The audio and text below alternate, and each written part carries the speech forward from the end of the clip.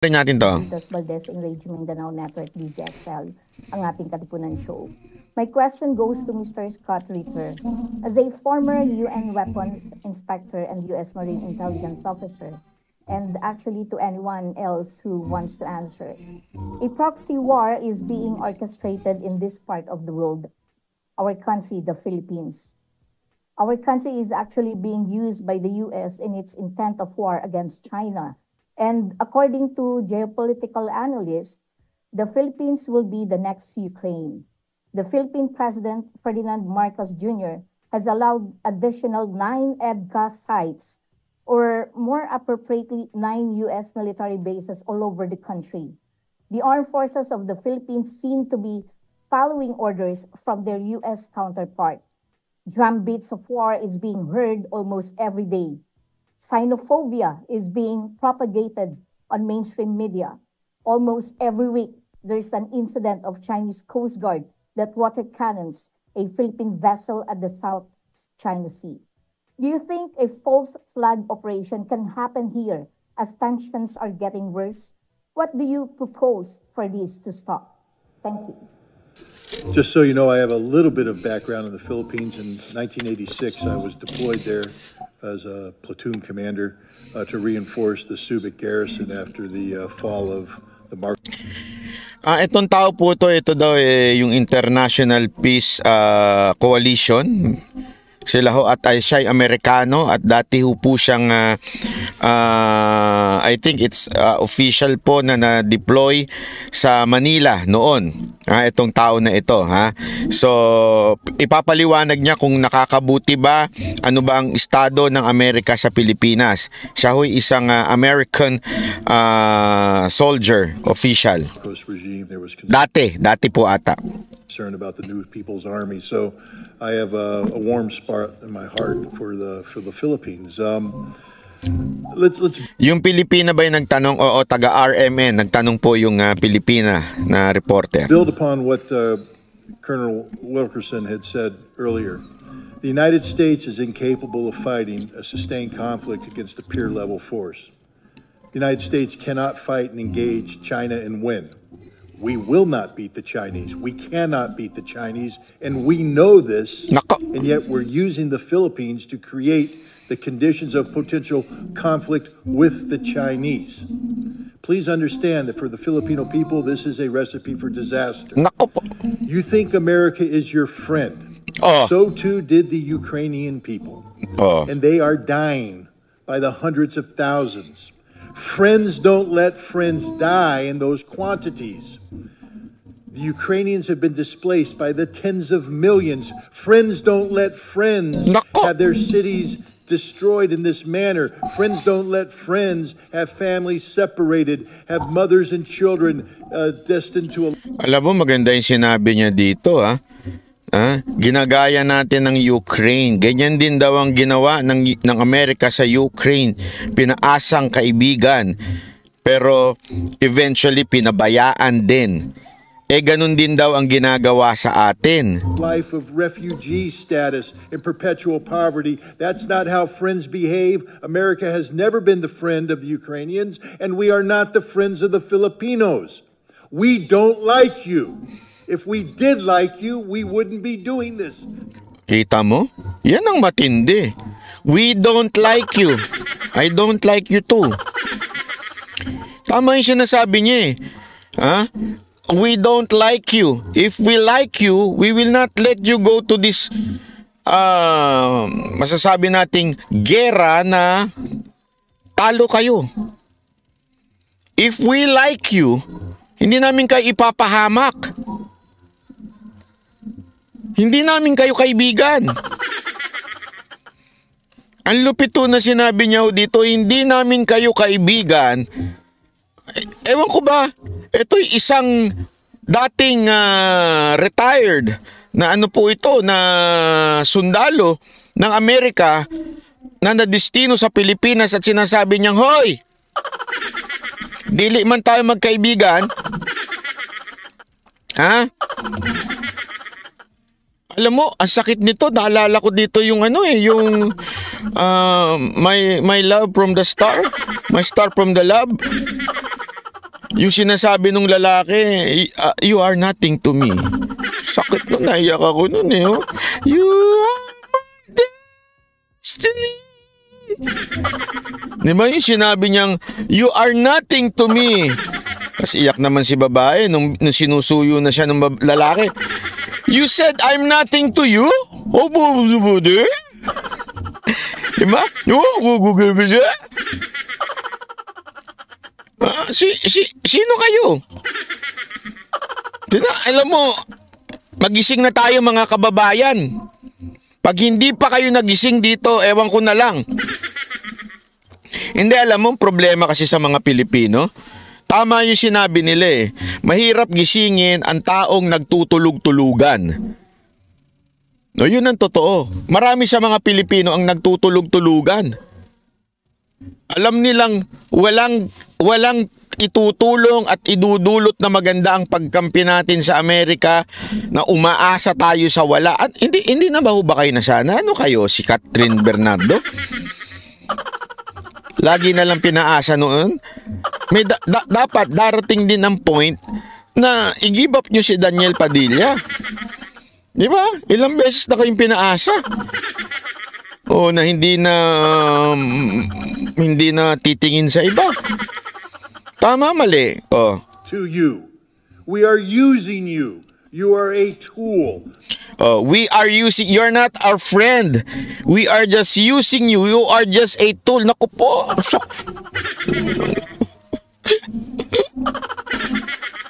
Oh, sakit po nun. Ang sakit nun. You are just a tool. Alam mo, ganyan yung sinasabi ng mga ibang jowa eh. Kayo ay isang parausan. Hindi totoo. Alam nyo ba yung meaning nung para kayong birheng umiibig sa naniniwala sa pag-ibig ng Kasi totoo yun eh. Alam mo, marami sa kababayan natin. Pokpok. Oo, ginagamit lang. Ginagamit lang. Totoo, wag ko kayong wag ko kayong magpaka... yun. Kayo ay mga pokpok lang. Kayo ay mga pakangkang lang. Ginagamit lang kayo. Masakit, di ba? Pagka ganun, kunwari halimbawa, ikaw, babae ka, sabihin kang ganun.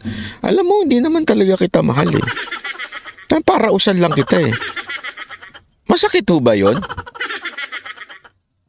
Ha? Hindi ako, nagtatanong lang ako ha. Di ba medyo masakit po yun? Pag sinabi sa atin yun, para usan ka lang eh. Di ba? Para usan ka lang. Yun ho tayo eh. Totoo yun. Ginagamit lamang po tayo ng Amerika. Tayo naman, nagpapakapokpok tayo. Nagpapakapokpok tayo, di ko maintindihan. Naniniwala tayo that someday mamahalin tayo ng Amerika. Ano tayo, kabit? Hindi, ganyan no kasi yung mga kabit eh. Yung mga kabit, umaasa sila na mamahalin sila. Iiwan yung mga asawa nung kinakabitan nila. Tama, mali. Oh. 'Di ba 'yan ang unang pangako sa inyo ng mga kalalakihan? Hindi, alam mo, hindi ko naman talaga mahal yung asawa ko. Ikaw talaga ang mahal ko. Someday pakakasalan kita. Iibigin kita, magsasama tayo forever and ever. Tapos ikaw naman si tanga. Bigla kang bumuka ka. Binigay mo lahat, nagpaanak ka pa. Tapos nung hinahabol mo na, biglang naayos sila. Nung asawa niya, umaasa ka na iibigin ka niya in the future. Ang daming ganyan eh. Tama, mali. Ganyan tayo ngayon. Tayong mga Pilipino, ganyan ngayon. Umaasa tayo na mamahalin tayo. Umaasa tayo na ipagtatanggol tayo ng Amerika someday. Which is, hindi. Ganun ang ginawa nila sa Ukraine. Huwag naman tayong tanga. Magising-gising naman tayo mga Pilipino. Hoy, mga tanga. Ano to? Hanggang kailan kayo magtatanga-tangahan sa pag-ibig ng Amerika? Anak kayo ng weteng, oo. Ayan na nga, Amerikano na nagsasabi. Nothing but a tool, and when the tool ceases to be useful, we will discard you. Oh. If a tool ceases to... Kasi naman to, English speaking animal to eh. De, joke lang. Ito, tama yung sinabi niya eh. Ang isang gamit, ang tool, di ba? Kunwari, ayan ay lagare. Pag naging mapurol na yan, lagari na yan, itatapon na namin kayo, bibili na kami ng bago. Oh. Ganun po ang tool. Pag kami bago na, papalitan mo na yung luma mo kasi purol na. Ganun tayong mga Pilipino. Ginagamit lamang tayo ng Amerika sa kanilang away sa China dahil sa Taiwan. Alam mo, hindi nga tayo kabit eh. Pangalawang kabit tayo. Ang kabit nila si Taiwan eh. Diba? Sinasama nila ang Taiwan sa kanila. Tapos inaway ng China. O tayo naman nakikikabit. Kabit na nga, kinakabitan pa natin. Hindi tayo number 2, number 3 nga tayo eh. Ang sakit nga eh, di ba? Number 3 pa tayo. Ganun ang trato ng Amerika sa atin. Tayo naman, love kami ng Amerika. Love kami ng Amerika. Alam mo, tanungin nyo sa mga taga-Ukraine, kung sila ba ay ano masasabi nila. Marami ho dyan magsasabi mga taga-Ukraine na loko kami ng Amerika. And discard you means usually after a war that devastates you. We are using you to gain some sort of momentary leverage over the Chinese. We will fail. The Chinese will win and you will be destroyed. Grabe yan, no? We will fail. Alam nyo, ang akala kasi ng mga iba, kasi kanunood nyo ng Hollywood eh. Sa totoo lang, yan ang propaganda ng Hollywood eh. The America is the greatest, yan ang pinakamagaling, yan ang pinakamalakas, yan ang pinaka-powerful. Yan ang Hollywood eh. That's Hollywood. But in reality, tandaan ninyo, ang gera, it's not just about arms o baril o bomba. Hindi lang po ganun ang gera. Tandaan natin, ang gera po ay pati sa pang-ekonomiya. Even, ito kaya nga sabi nung may mga nababasa akong libro, nagbabasa ng libro. Totoo nagbabasa ako ng mga war and geopolitics. Ito sabi nung isang even before a start ng war, anong start? Na-realize ko mali yung start Hindi. Even before daw mag-start ang war, China already won. You know why? Because of the economy. Oh. Totoo yun. Kasi, whether we like it or not, dependent na ang lahat ng bansa sa ekonomiya ng China. Ang nakikita lang kasi natin yung panglabas. Ano yun? Yung Hollywood, magaling. Nandiyan si Superman, nandiyan si Batman. Di ba? Nandiyan yung sila Rambo, si John Wick. Luma na pala yung Rambo, John Wick na pala ngayon. Di ba? Yan yung nandiyan yung mga magagaling. Nandiyan si Denzel Washington. Nandiyan akala mo magaling sila talaga eh. Tama naman kayo, magaling sila. Meron silang advancement. Pero ang China kasi hindi nyo makikita. Ang makikita nyo lang si Jackie Chan. Ganun. O kaya si IP Man. Di ba? Yun lang yung nakikita ninyo sa Hollywood. But in reality, ekonomiya, sabi nga nila, once ang gobyerno nila sabihin sa mga businesses nila, stop exporting. Remember, they're a communist country. They can do that. Pag sinabi ng stop all export, alam mo, pilay ang buong mundo. Hindi lang po Amerika, hindi lang po tayo. Lahat po ng bansa halos nakadepende na sa ini-export ng China. So sabi nga nila, hindi pa nagsisimula ang gera, talo na tayo. And now, naniniwala tayo na ipagtatanggol tayo ng Amerika, which is, naku po, maniwala ko kayo sa akin. Hindi lalaban ang Amerika para sa atin at mauubusan sila ng kayamanan, mauubusan sila ng gamit, mauubusan sila ng tao, hindi ho nila i-risk yun para sa atin. Hindi ko nga maintindihan ba't hindi maintindihan ng mga Pilipino to eh. Lalo-lalo na yung mga political analyst ng Amerika, di ba? Hindi ko alam eh. Ano akala nila talaga? Again I am not saying we do not fight for our island. Kasi yun ang that's the propaganda of America. Ano ibig sabihin ng propaganda ng Amerika? Gusto nilang i-imply sa tao na magalit kayo sa China, ipaglaban nyo yung island, tapos paanong gagawin yun sa pamamagitan ng pagkampi sa amin? Hindi yun ang punto dito mga kababayan. Unawain natin. Hindi ko sinasabing tumahimik tayo sa West Philippine Sea. Hindi ko sinasabing wag natin ipagtanggol yung island. Ang punto ko lang dito, hindi tayo dapat nagdedepende o umaano dito sa Amerika dahil ang Amerika po, magaling lang yan sa simula. Pero pagka nagkagera na, bye-bye na yan. Kasi siyempre iisipin yan yung sarili nila, yung bayan nila. Kaya nga, we are to think of our country first. Not America, not China, neither America. Dapat pro-Philippines tayo. Ano yung pakinabang natin? Kung wala pala tayong pakinabang in the future by joining America, why? We think mananalo tayo sa gera because nag-join tayo sa Amerika? Kagaguhan yun. Bakit hanggang ngayon tuloy-tuloy ang gera ng Ukraine and Russia?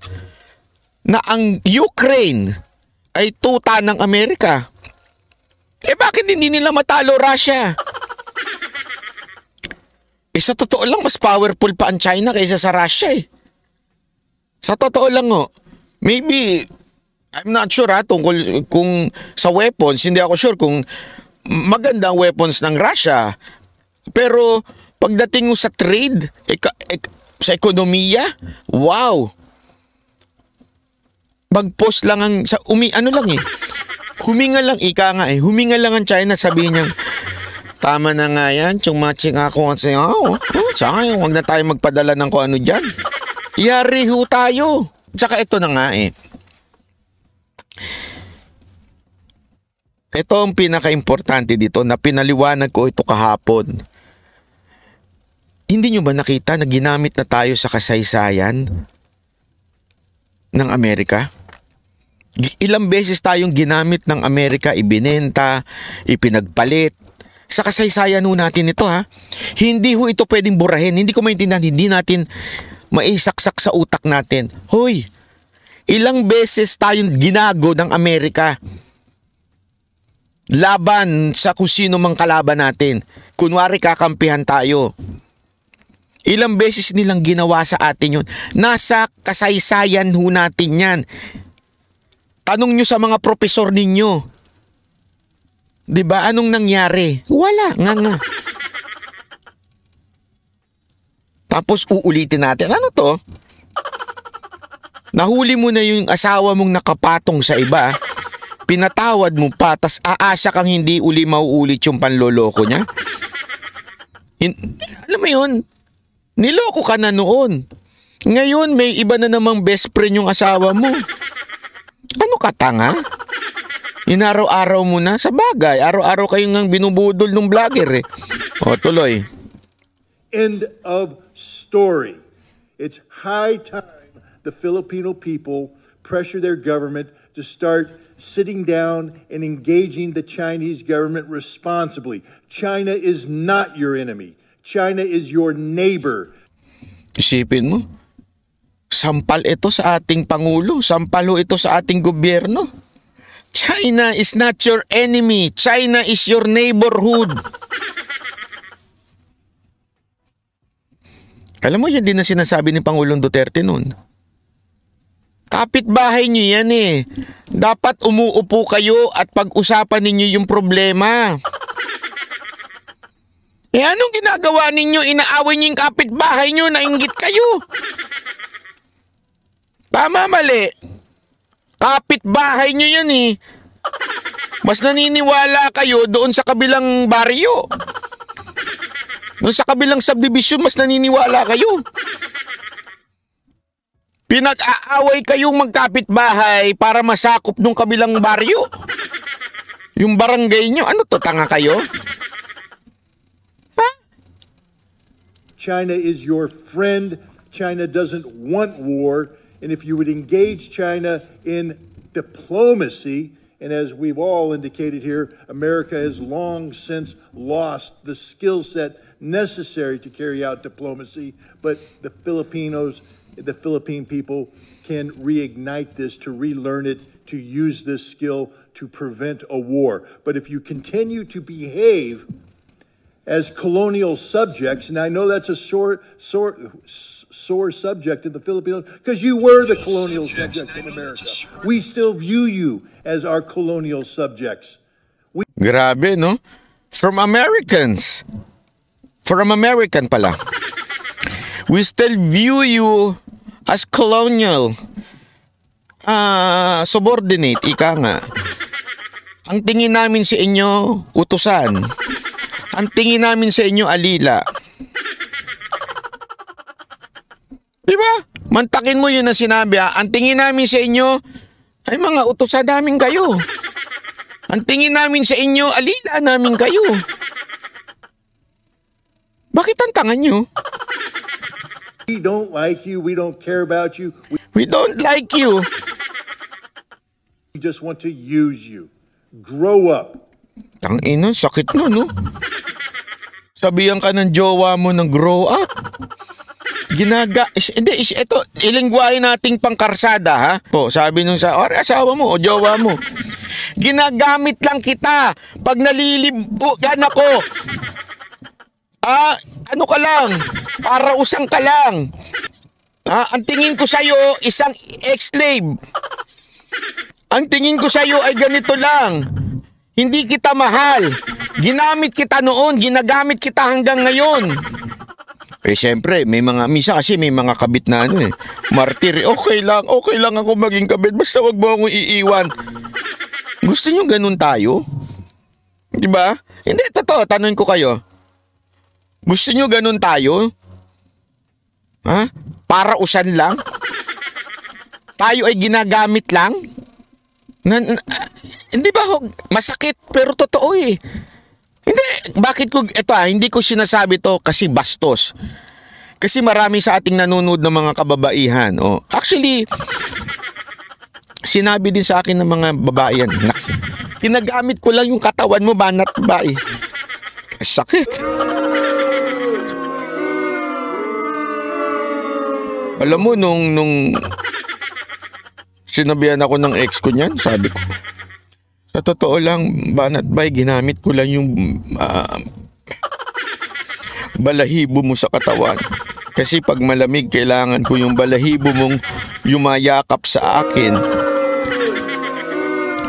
Sabi, ginagamit ko lang yung kayamanan mo.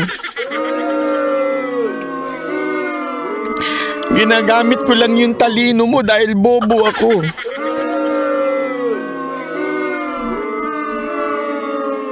Alam mo, nagising-gising na rin ako, sabi ko. Hindi na ako magpapagamit. Kaya ako nang gagamit sa'yo.